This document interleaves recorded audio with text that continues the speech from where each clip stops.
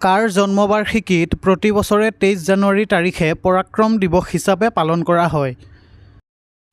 ইয়াৰ right এনচাৰটো হ'ব নেতাজী সুভাষ চন্দ্ৰ বসু। শেহতীয়াকৈ আমেৰিকাৰ 50 সংখ্যক উপৰাষ্ট্ৰপতি হিচাপে কোনে শপত গ্ৰহণ কৰিছে? ইয়াৰ ৰাইট এনচাৰটো হ'ব জেমছ ডেভিড ভেন্স। 2025 চনত মিজোৰামৰ 25 সংখ্যক ৰাজ্যপাল হিচাপে কোনে শপত গ্ৰহণ কৰিছে? ইয়াৰ ৰাইট এনচাৰটো হ'ব জেনেৰেল বিজয় কুমাৰ সিং।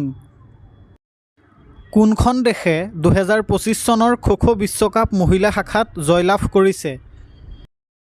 ইয়াৰ ৰাইট এনচাৰটো হ'ব অপশ্যন বি ভাৰত।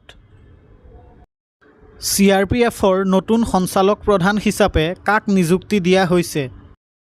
ইয়াৰ এনচাৰটো হ'ব জ্ঞানেন্দ্ৰ প্ৰতাপ সিং।